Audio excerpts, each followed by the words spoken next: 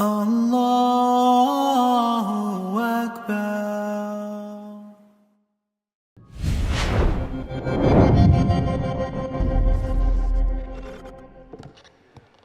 Assalamu alaikum rahmatullah. Ooh, that's really weak, man. Is it after lunch or what's going on here? Assalamu alaikum rahmatullah. Much better, much better. Okay, so before I start on my topic and I dive into it, I have some good news. Inshallah, we have Sister Alicia here who's going to be accepting Islam bi'idhnillah ta'ala. So we're going to give her the shahada, and then from there we'll move after that to the talk. So, Sister Alicia, how are you today? Good? You ready? Okay, the process is super easy. I'm her grandmother. You're the grandmother. Okay, all right. You have a guardian. Right, so you have a guardian, all right, and you are witnesses, grandmother, and you're ready to go, right? Okay. All right. So it's going to be very simple. You're going to repeat after me. I'm going to say the words in Arabic first, and then we'll say it in English, and that'll be the shahada. You ready? And Grandma gives permission. And grandma does give you permission, right? You being 12 years old. Okay, wonderful, excellent. Okay, so here we go. Ready? Okay, so you're going to say, Ashhadu an la ilaha illallah wa ashhadu an Muhammad Rasulullah. Okay, I bear witness that there is nothing worthy of worship except Allah. And I bear witness that Muhammad is the messenger of Allah. Takbir. Congratulations, welcome to Islam. You now have 2 billion brothers and sisters to welcome you here, and you picked an amazing spot. So make sure you come up, give her congratulations and all that. Mabruk. May Allah subhanahu wa ta'ala increase your family in goodness, in khair. Make this an opening to your path to paradise for all of you that are here today. Take care, inshallah. Wa yak.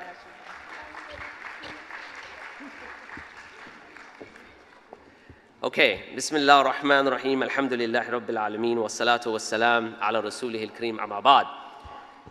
So, as we dive into this topic, I wanted to start off with the name of a certain gentleman. His name was Nick Seisman. So Nick Seisman, a few years ago, he was a strong, burly railroad worker. And so he would go in, he was happily married, he had 2 beautiful children, and very social, lots of friends. So one day when he went in to go work on the railroad, he was at the end of his shift. All of his friends, all of his railroad worker buddies were there as well. And so at the end of the day, he ends up checking the refrigeration rail box. Now this is like a major freezer, like a large freezer at the end of the railway. So as he's checking it, he goes inside, and all of a sudden the door slams behind him. And he tries to open it, it's locked. So this is a freezer. So now he's banging away, hoping someone's out there. All of his coworkers have left. And as he's sitting there thinking like, this is it, this is pretty much the end. I'm gonna freeze to death.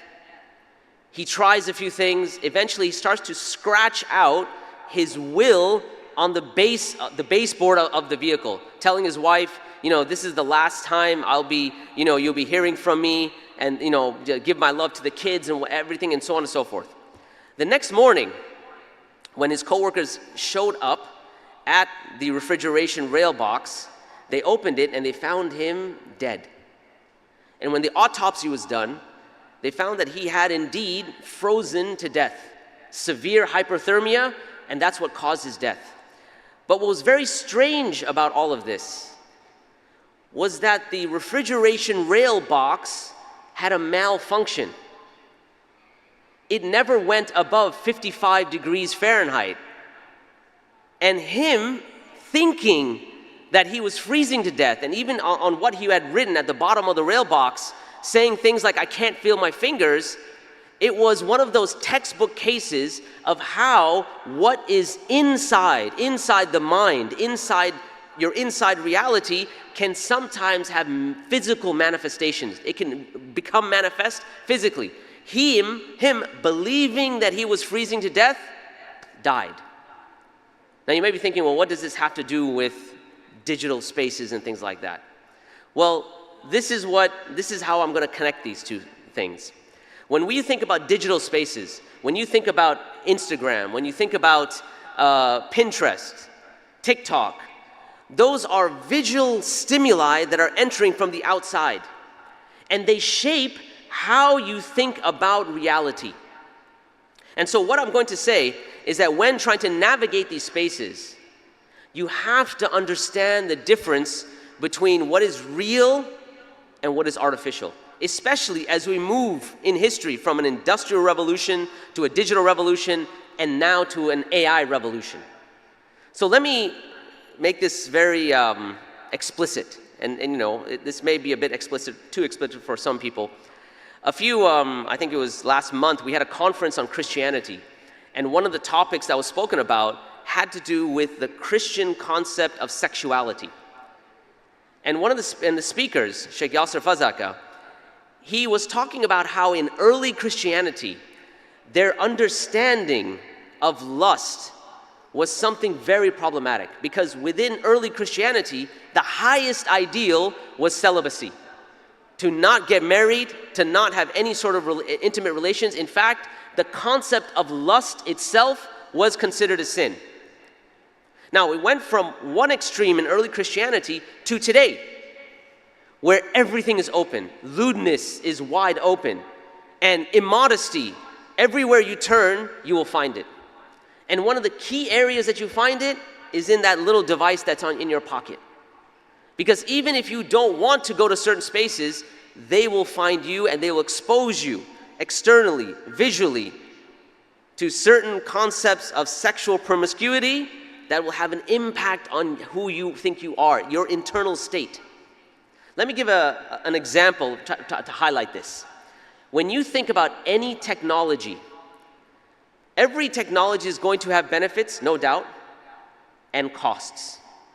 So I'll give you an example of a very rudimentary one, and I'll come back to this concept of sexual promiscuity and things. If you look at a simple map of the world, that's a very basic, rudimentary technology.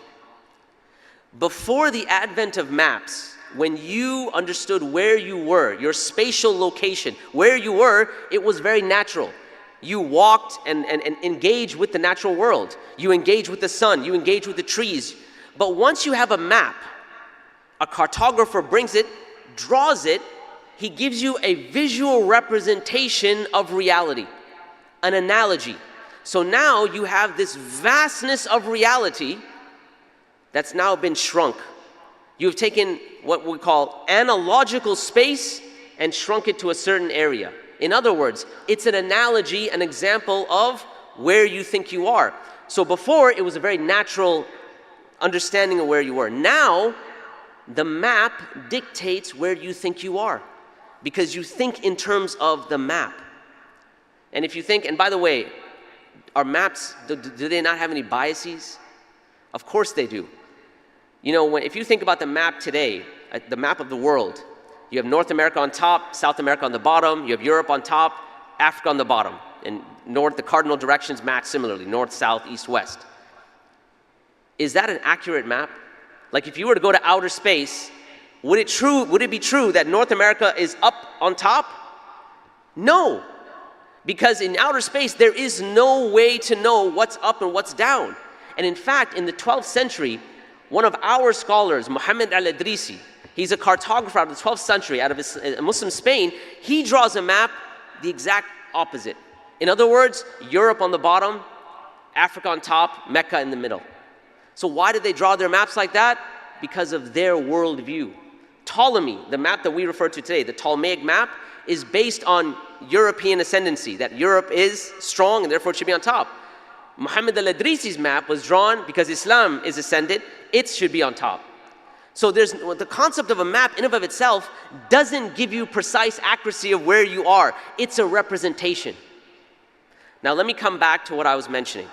When you look at digital space, they give you a representation of reality that has an impact on your inside, on what you think of yourself and the world around you. And that is extremely potent in the domain of sex and sexuality. Coming back, early Christianity, when they thought about lust, when they thought about these things, they said that lust in and of itself, the desire in and of itself is a sin. And there were many struggles that they went through that. Then when you fast forward till today, it's all open. What's the Islamic position on this? Well, as we know, that the Prophet ﷺ, when he was speaking with the Sahaba once, and in a lengthy hadith, the tail end of that hadith, the Prophet ﷺ said that a sadaqah for you, talking to the Sahaba, is you having marital intimate relations with your spouse. And the Sahaba, they stood back, they said, Ya Rasulullah, do you mean when we have those relations, we'll be rewarded? And the Prophet ﷺ said, indeed, because if you did that outside of marriage, you'd be punished, wouldn't you? So I remember there was a joke some time ago, a sheikh, he was late for Fajr. And all the congregation was waiting for him. He was the imam of the masjid. And he came in and they said, Sheikh, you're late. How could you do this? And he said, forgive me, one act of worship kept me from another act of worship. Anyway, so for us, doing it in the right place, the right time, is a way to come closer to Allah. But doing it in the wrong context, this is what leads to problems. Now let me give you an example of what it's like to be a young person today, to really highlight the point. You see, remember, I talked about Christianity. Early Christianity, they were against the fitrah. To not get married, to be celibate, that's against human nature. If you look at, let's say, an example of modernity that's considered to be, or they're trying to push it to be normal, homosexuality. This is also not natural. And when I say not natural, I don't mean this in some sort of socio-political way. I mean down to the biological reality. Why? Because if you take celibacy to its logical tail end, you end up with no children and no population. If that is normative, if that is reality, you've cut yourself off. So that's one extreme. The other extreme, if you take homosexuality to its logical conclusion, and everyone should adopt this, that should be normative, you also cut yourself off from children and families. So both of these extremes are against human nature. They're against the fitrah. But here's the thing. I want you now to imagine that you're a young 13-year-old. You know, they say that young men, they get sexually active around the age of 13. Let's say 12, 13, something like that. At that age, if you are sexually active, it means that you're ready, in a sense, to be married, to engage in those relations, and so on and so forth. In our society today, how many 13-year-olds do you think get married? Or 14-year-olds, or 18-year-olds, 19-year-olds?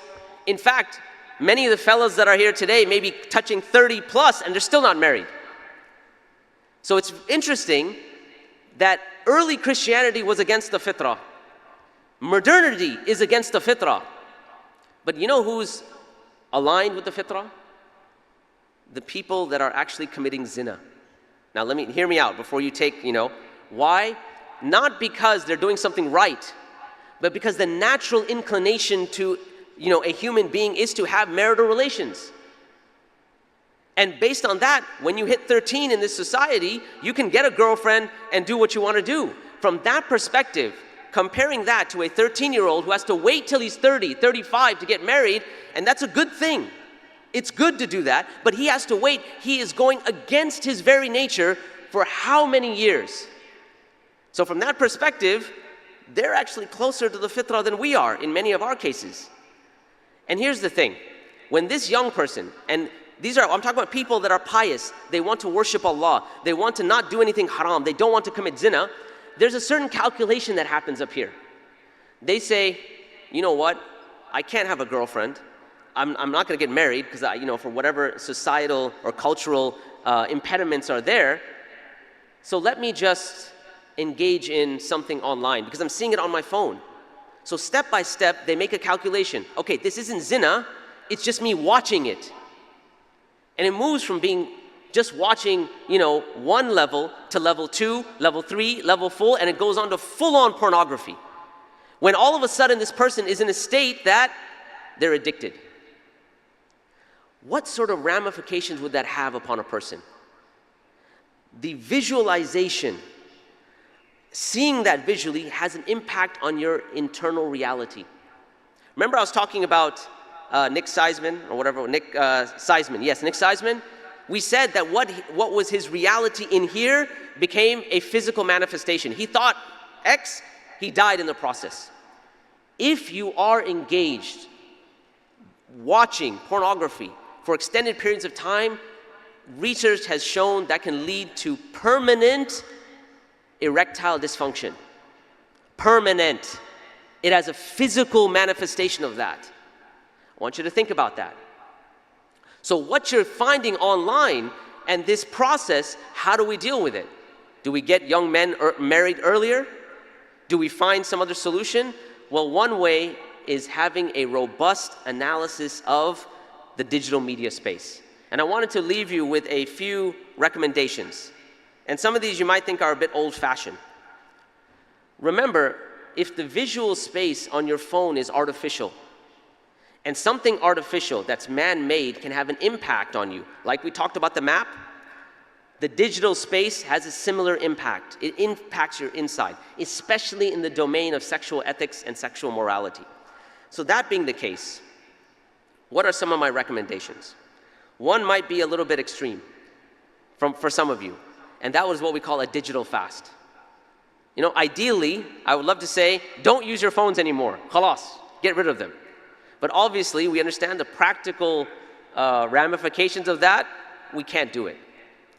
The digital, and by the way, when you think about fasting, many of us think it's just about food and drink, right? But the Prophet ﷺ told us that Allah subhanahu wa ta'ala is not in need for you just going hungry if you do evil acts, etc. O kama qala sallallahu alayhi wa sallam. So if that's the case, fasting for us is beyond just food and water, and it also has to do with us preserving ourselves, not doing the haram. So part of that means being away from the digital space, having a type of digital fast. Fasting of the past was not always just food and hunger, or food and drink. It also had to do with the tongue. Maryam alayhi salam, if you remember, she took an oath to fast, etc. So why not in the modern age take moments where you completely turn off your cell phone and you spend 10, 15, I'm not saying the whole day, 10, 15 minutes where you take this device, you take your Apple Watch, you turn it all off and spend 10 to 15 minutes even if you do nothing. Ideally, spending 10 to 15 minutes engaging with the natural world. That's ideal. That's number one. But how are you going to do that? Tip number two. There's a way on the iPhone, and I'm sure this is true with Android, you can make it grayscale. In other words, the entire screen is gray. What that does is the visual stimuli becomes less potent. So your dopamine hits where you want to now engage with the phone. We're like, oh, I've got a text, I've got this. It goes down because now Instagram doesn't look orange, yellow, it just looks gray. It helps you to now navigate and wean yourself off that sort of dopamine hits that come every time you look at your phone. The third tip that I have, and this is one that's very old-fashioned, it's to take one of these old objects called books, and you open them, and what you'll notice, they give you no notifications, no distractions, and you can spend that 10, 15 minutes reading. That's my third, and that's the one that's the least popular because for whatever reason. But anyway, last, and that'll be what I kind of alluded to, and I'll finish with that. Connecting with the natural world. Wherever you live, you can step outside and look at the sky. You ever wonder why, when someone's trying to sell you something, they always call it natural? If you want to buy cereal, natural cream. Because marketers have figured out that the natural world is how your fitra connects with the divine in a certain sense. That's why they're always trying to sell you organic, natural stuff. That is way more impactful for when you think about us, when you think about our sharia. When you think about our sharia, it constantly connects you with the natural world. How do we figure out prayer times? Oh, okay, Shaykh, we look at the phone and la. Classically, you're supposed to go, look at the sun, measure your shade. You have a natural connection. We have a connection with the natural world. It's much more real. It's much less artificial. When you think about your connection to death, something that our culture, American culture, is illiterate. As one researcher says, that we are the most death illiterate people ever. That when you think about death, our Sharia connects us to death in a very real, visceral way. As you have Eid al-Adha coming, go and sacrifice. That visceral sacrifice connects you with death in a way that nothing else can connect you. And context within the Sharia over and over and over again will connect you with the natural world. So being connected with the natural world is a way to move past all of the negative attributes of the digital world. So anyways, I could continue in that path. My time is up. May Allah subhanahu wa ta'ala bless all of us, protect us from all of the fitna that is out there on digital media, help us to navigate this space, make us people who are more connected with the natural world, and by extension, become more connected with Allah subhanahu wa ta'ala. We're not taking questions right now, unfortunately, but jazakumullah khair. You can speak to me afterwards if you like. Jazakumullah khair afterwards, inshallah. Assalamu alaikum.